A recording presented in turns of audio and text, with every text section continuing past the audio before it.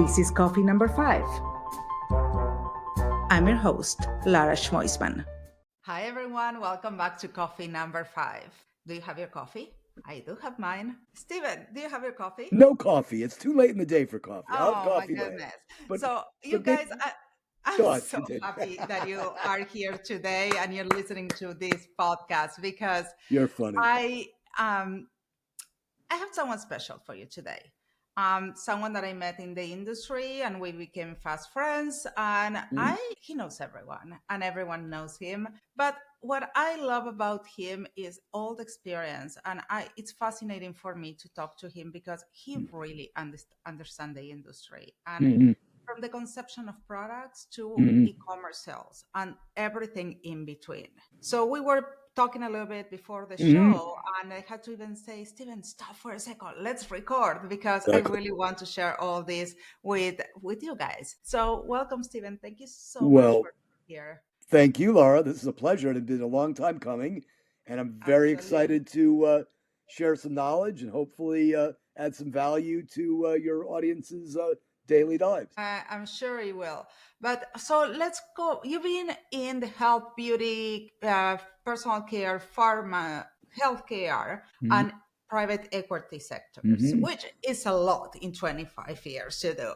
And there are industries that they are, except the private equity, all the other ones I really can see how they have, because I work in those industries too, that they have touch points. As we evolve in this industry, I can see that, for example, in the beauty industry, we cannot just talk about beauty anymore if you don't have a wellness component. Or if you're talking about even health, you need to have some beauty components. Everything 100%. is getting a little mix. So I really would love to have your point of view of how all the industry, because I've been around for a while too, and they were more separated, but in your point of view, how they are getting together. They are. And I think a lot of it has to do with the science. You know, as we discussed earlier before we started the show, it all starts with the formulation. It all starts with the formularies. It starts with the people behind the product, the chemicals, how the product is put together. But most importantly, you have to have an understanding of what that product's intention is. What is it supposed to do? How is it supposed to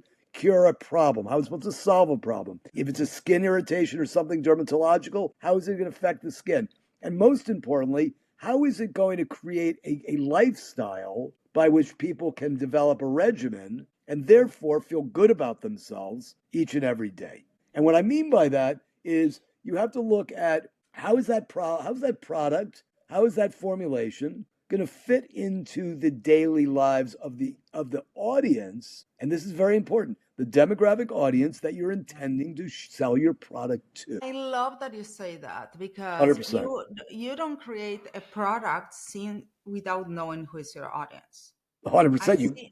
The cultural connection is absolutely critical. And it comes from even from the ingredients. That's when I love it when clients come to me when they're working with a manufacturer too, because we can do a lot of with the data information that we have today. We can see what ingredients are trending in certain demographics. 100%. I mean, we could go back in time and look at the issue of hydroquinone versus non-hydroquinone and how that affected the skin. And everything in those early days was about the before and after effects and showing what that product can do. However, side effects, i.e. redness, irritation, toxicity, etc., obviously was detrimental to the results and certainly to the effect of the product. So I go back to that understanding the customer, understanding what that customer needs. Who are those people? Where do they use the product? How often will they use the product? Is it a continuity type program? In other words, is it a product that requires a regimen, a system, a daily or weekly use? And therefore, you develop a relationship. And simply, in my opinion, based on the work that I have personally done, the connection with your consumer is absolutely paramount. The relationship with the consumer is paramount. Having a story is probably more important than anything else. And then keeping in contact with these people. Talk to them, listen to them. Yes, but let's talk about cost for a second. Please, of course. Because cost, when you're creating any brand is really important. Correct. You know who you're going for. You need to understand at what segment of the market you're going to be Correct. selling and your price point. Correct. So when you recommend to price your product, like Mm-hmm. after the formulation, before the formulation, what's your rule of pricing? My rule of pricing is to understand, again, who that audience is first and foremost, understanding what their financial propensity is. Mm-hmm.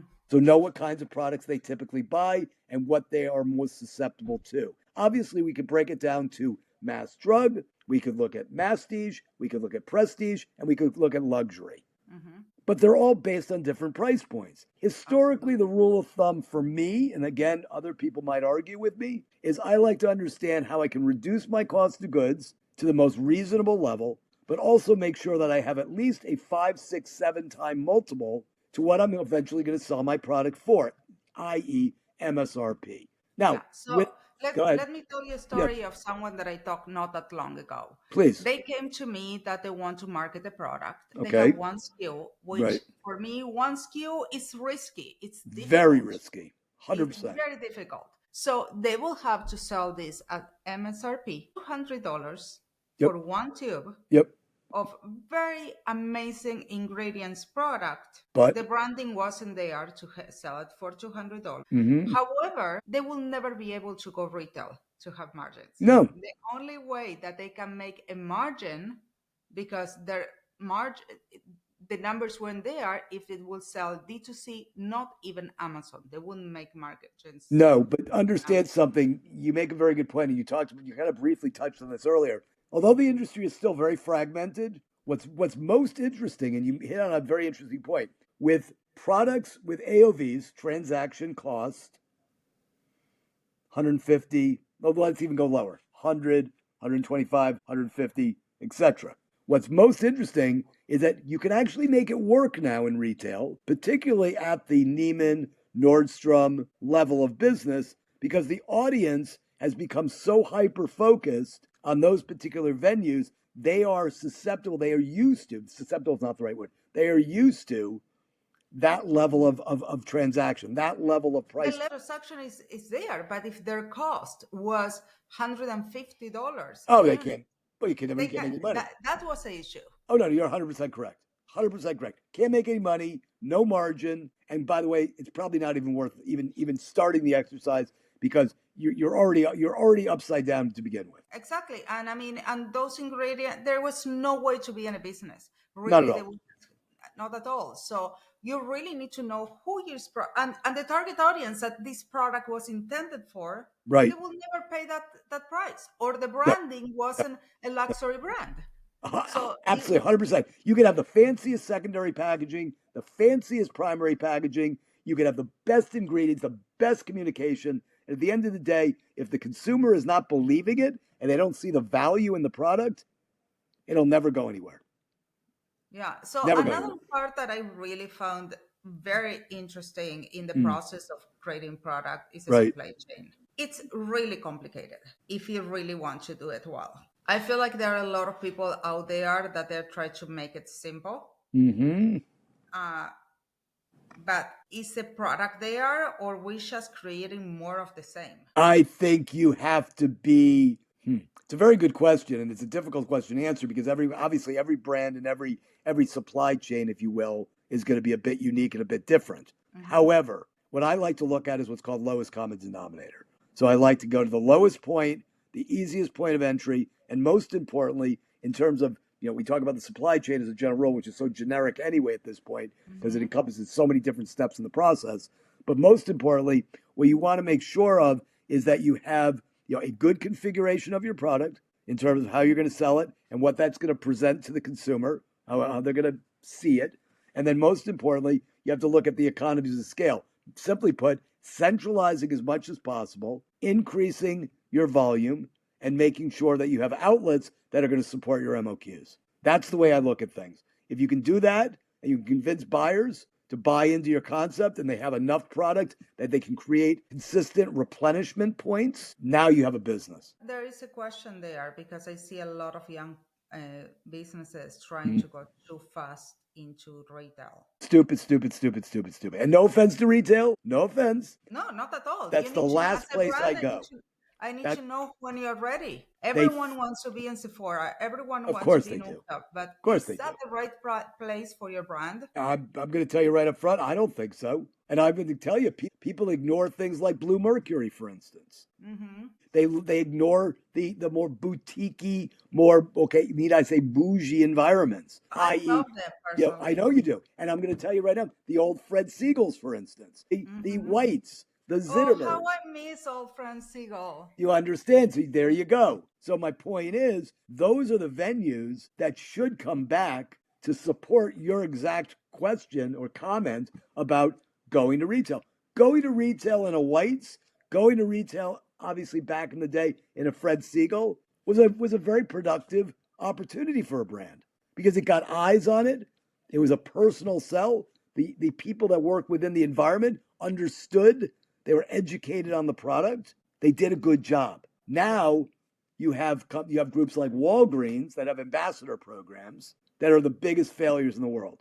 Because the reality is the underlying reason for you to be there is to sell product. Yes, not to educate the consumer. No, and also, yeah, exactly. And also, I mean, I feel like it's a lot of the brands need to do a huge heavy lift in Mm-hmm. order to create traction in a retailer. 100%.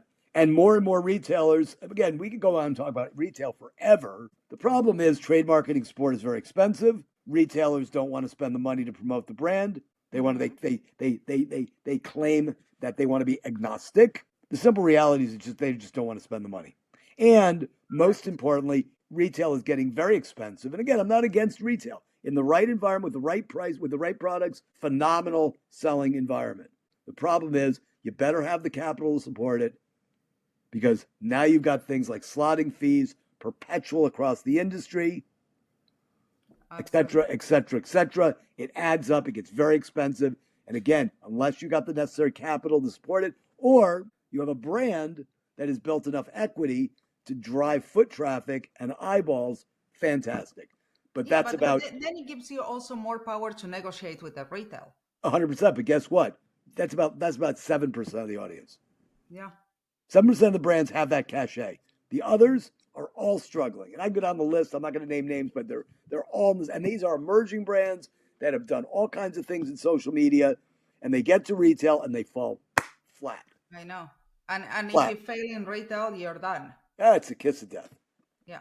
See ya. So we are trade shows buddies. We Yes, meet we at trade are. shows. We walk trade shows together.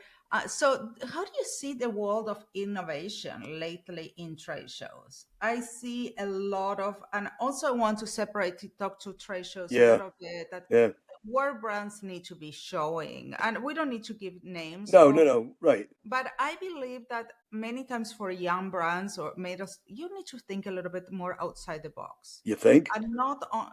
I think, I think. I I know. I agree. and I think that is, for example, not everyone should go to a beauty convention. If you No. find that, like for example, you're and we have the situation with the client that we find out that there was a surfers that were interested in these products. So we went to a surf community and a trade shows, and we were so different.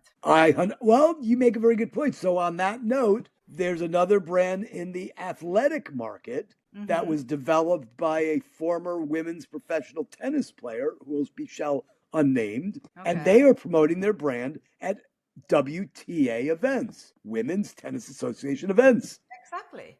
I don't feel I like think it's everyone is trying to be in the same places. they are.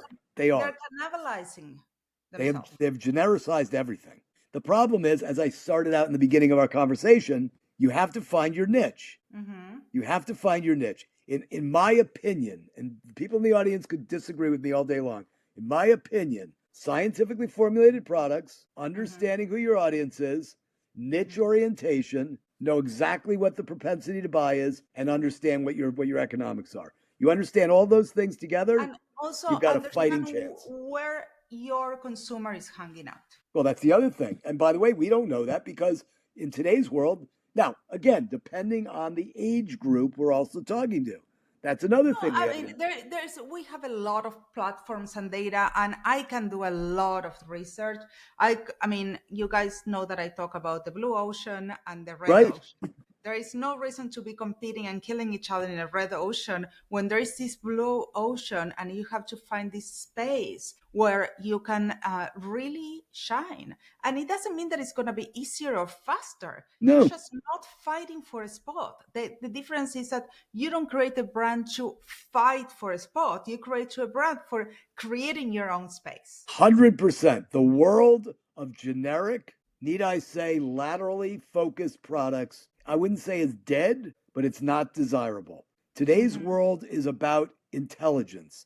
Today's beauty world is about active ingredients that do what they're supposed to do. Absolutely. Okay? Uh, And one step further, the brand itself, in terms of its presence, its story, its messaging, has to all revolve around an emotional event. so let's go back because at the trade shows, we were Yeah, talking about please. trade Sorry, we shows that deviated. they're beauty trade shows, but Mm-hmm. also you have trade shows like Mm-hmm. aesthetics shows, cosmetology shows, spas. I Right. mean, there are a lot of different shows. I always say, what direction you want to go as a brand. If you are a professional brand, you shouldn't be having the same brand as a consumer. So either you make a different packaging or something, You are but 100% correct. you shouldn't be selling the same product because you're going to have problems with someone. Someone is not going to be happy there. Right. The problem that people run into is when they're manufacturing their products, obviously the most attractive way to manufacture a product is at a higher volume. Therefore, Hmm. you get price breaks. So from an economic standpoint, the logic is there. However, to your point, if you're in the spa and the salon industry, and you're also in the direct to consumer industry, and you're in the retail industry, your packaging, your delivery systems, and your product may look a little different for each Yeah. segment of those audiences because they're looking for different things. But also there is a different communication that you need to 100%. have with, because we're talking, if you're talking about with a spa, they know a little more maybe that the consumer is a different communication. You cannot approach to everyone exactly the same. That's exactly right. And by the way, it's a very different transaction too. Yes, and commissions and etc. Correct, and costs. correct, correct. So you need to be aware of that and have setups, the architecture set up for every space. Well, my suggestion always, when you start laying out the architecture of your business, you need to think about these particular areas of focus, and you need to set up separate corporate structures for those entities. I.e., salon and spa would be a separate LLC versus your general direct-to-consumer omni-channel business, which is a separate environment. You can commingle, you can centralize your accounting. Again, I don't want to get too deep into the finances, but the simple truth is you have to understand how to attribute revenue to a certain Yeah, type of you need to understand. I mean, I don't know about separating companies, all that, but I do know that you need to understand what's bringing the revenue and not one part is paying for you the other one. do, but you have to also manage your expenses based on the audience that you're catering to. And therefore, again, the accounting will be easier if you segment it. Mm-hmm. But there are certain things, as you know, as a marketer, that you're going to roll up as a centralized expense, Absolutely. which you can Abs- then, yeah, continue. Sorry. Absolutely. No, I was just thinking about brands and how sometimes I try to do it all and they get completely diluted in the messaging because Oh, they don't know what 100%. they're All the talking time. about. All the time. I tell founders every single conversation I have, and I'm sure you do the same thing.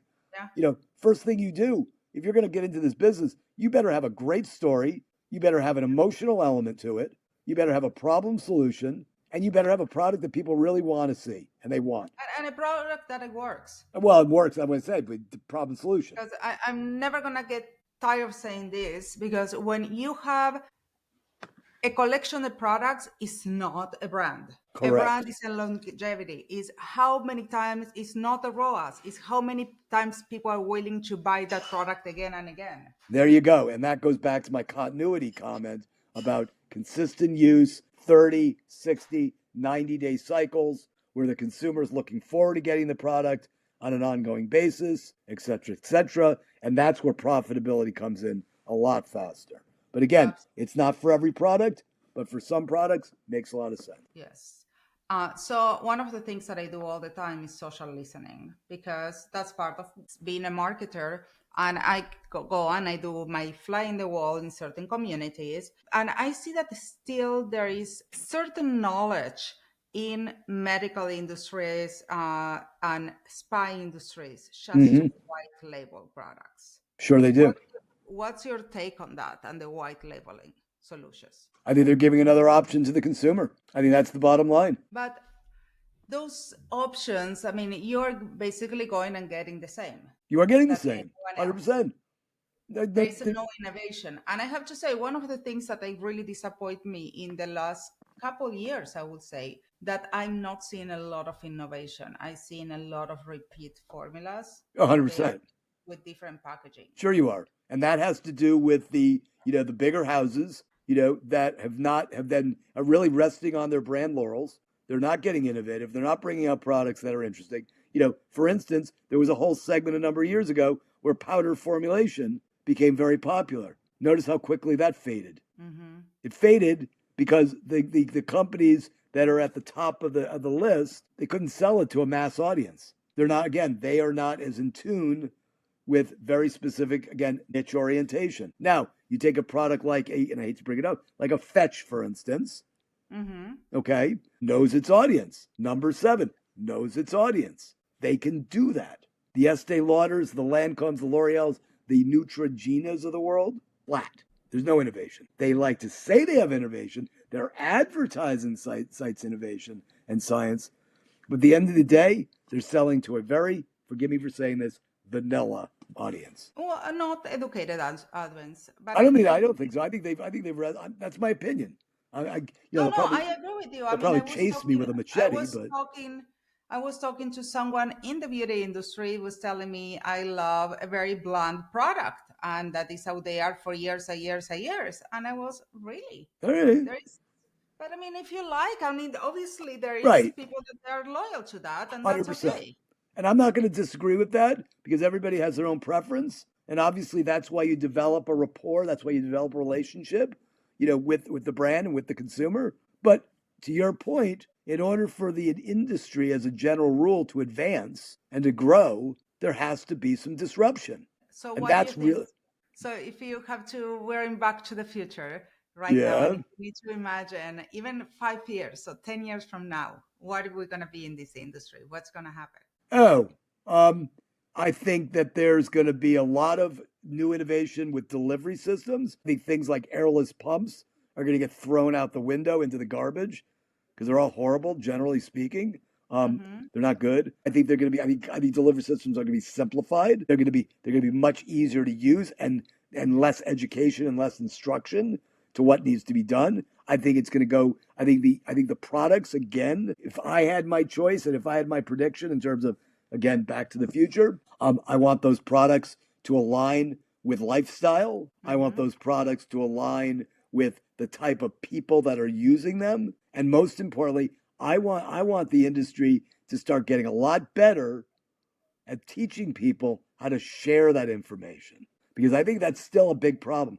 I think the industry is so fragmented. There are almost too many choices. And because there are too many choices, nobody really talks to each other about the products. So this is what happened to me, and that at some point nothing was working for me, what I was putting on my face. And Mm-hmm. I started reading the instructions and ingredients, and they were basically all the same. Correct. I would love to see in this industry that brands are going less mass and more really based on need. Because I'm, as a white Ashkenazi woman, I have different skin issues than Correct. other Correct.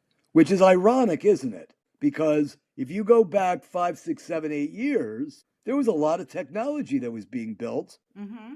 to be able to allow you to put those profile elements into the system, which would then simulate or actually provide you with the support of the product and how it's going to look and how it's going And to feel. I mean, there are And it so many and it AI, failed. but there are so many AI technologies right now that not only put the information but also scan your face. 100%. 100%. But You know why? still, Go on. the results and what you get is the same products that they can work for everyone. That's right. So That's the I feel problem. like technology-wise, we grew so much, but the products are not segmented to the audience, the niche audience. They're not aligned with what the results are. Mm-hmm. So they're genericizing the product itself and saying, okay, we know that there are 12 different skin types, just for example, whatever it is, 10, 12, let's say 10 different skin types. But guess what? We're only going to manufacture 3 products for 3 different skin types. And those 3 are going to cover those 10, which is nonsense because it's not true. It's not true. But the problem is that the economics, again, the cost of doing that is excessive. So let's go back to your question about Back to the Future. Mm-hmm. All right? What's going to happen as we move forward is technology and hardware, things that output, that produce, are going to become so much less expensive to be able to cater to very specific skin type, eye color, lip color, etc. How do you feel like this is going to affect the margins on the products? I think it's going to actually be, well, first, I think it's going to be a positive effect. I think it's going to increase margin because you're going to be, remember, most of what goes on in this business and in business in general is all labor intensive. Yep. The reason why things cost money or more money than they should is because labor costs are too high. Yeah. If you reduce... No. That I'm always comparing this with, Groupon. Yeah. People think they spend a lot of money in Groupon and say, I'm going to acquire a customer. But the Groupon customer is a hopper. It's not someone. Well, of course it is, because it's a discount person. It's somebody trying to save money. So basically, I feel like that's the same thing we're doing with the industry right now. People are trying different products all the time, and they are not building loyalty because there is nothing catered really to them. Because they're not telling the story effectively. They're not building continuity programs that promote cost savings and usage. They're not educating the consumer on how the value and how the product is going to change their lives. Again, remember I told you earlier, most products that do well in market have an emotional opportunity. Absolutely. Okay? So, Stephen, before we go, I have one more question for you. Go ahead, bring it on. Maybe the most important. I don't know. How do you drink your coffee? It's very interesting. I drink my coffee with either light with milk. Sometimes I use half and half, no sugar. Okay, well, thank you for sharing that. You're very welcome. And it was great to have you, and thank you so much for I sharing enjoyed it. all this knowledge. I enjoyed it. And to you guys, I will see you next week with more Coffee Number 5. Find everything you need at laraschmoisman.com or in the episode notes right below. Don't forget to subscribe. It was so good to have you here today. See you next time. Catch you on the flip side. Ciao, ciao.